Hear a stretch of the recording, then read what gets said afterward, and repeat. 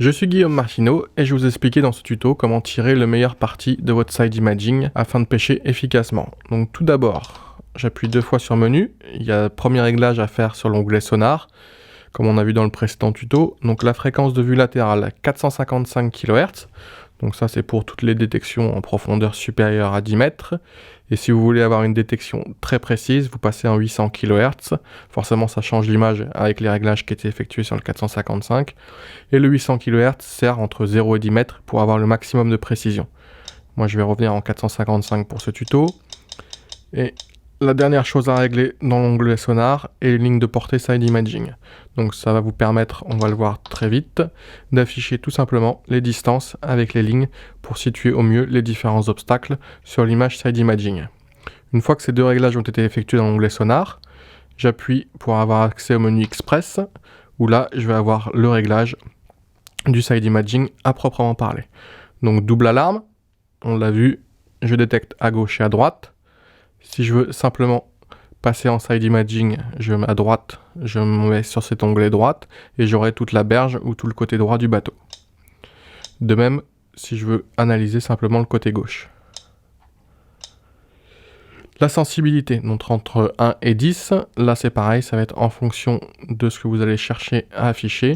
Plus je vais augmenter ma sensibilité, on le voit sur l'image, plus je vais avoir tous les petits reliefs et les ombres qui vont être augmentés. Donc là c'est vraiment en fonction du bateau et du spot que vous allez pêcher.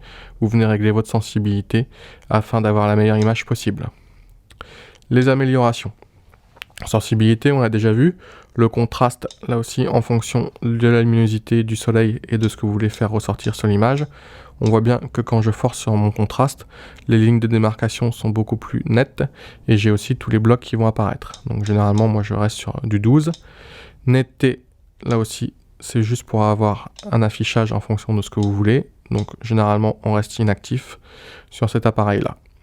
Et le mode profil, qui est très intéressant à ce niveau-là, c'est-à-dire que quand je l'active, je vais venir gommer ma profondeur d'eau, comme on a vu, pour avoir simplement un aplat avec une vue réelle du fond. Donc je remets inactif, je rappelle à tout le monde, mais vous devez le savoir depuis le temps, ce que je vois ici dans cette partie noire, c'est la profondeur, et ce qu'on a sur les côtés, c'est donc la vue latérale. Donc on va imaginer que je viens plier cette partie-là, pour avoir donc le fond de ce côté-là et de ce côté-là, et ce qui est dans le noir, c'est la colonne d'eau. Donc typiquement, là, on a deux arbres qui sont affichés. Donc je reviens sur le réglage, la plage ici, donc c'est la plage où je vais analyser le fond, donc 36 mètres à gauche et à droite. C'est-à-dire que là, je peux forcer, je peux lui dire d'analyser sur 70, 120 mètres. Bon, là, on est dans des petits fonds et avec pas beaucoup de plage latérale. Donc, on va repasser sur 35 mètres.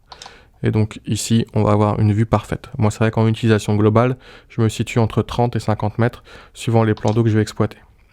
La vitesse de défilement, là aussi, entre 6 et 7, comme sur l'onglet sondeur. Et les couleurs au choix de chacun afin de permettre de faire ressortir le plus grand nombre de détails. Donc on voit très bien ici on avait des ridins de sable, là on a cette ombre qui correspond à un bloc de sable et on repart après sur une détection avec des arbres. Donc avec ces petits réglages, il ne faut pas hésiter à les faire régulièrement en action de pêche, surtout sur l'amélioration comme on l'a vu, ou sur la sensibilité à ce niveau-là, où vous pouvez laisser afficher justement comme avec l'onglet sondeur pour avoir un ajustement précis en fonction du type de pêche que vous allez faire. Voilà, avec ces petits réglages, vous avez l'essentiel du side imaging et à très bientôt pour un nouveau tuto.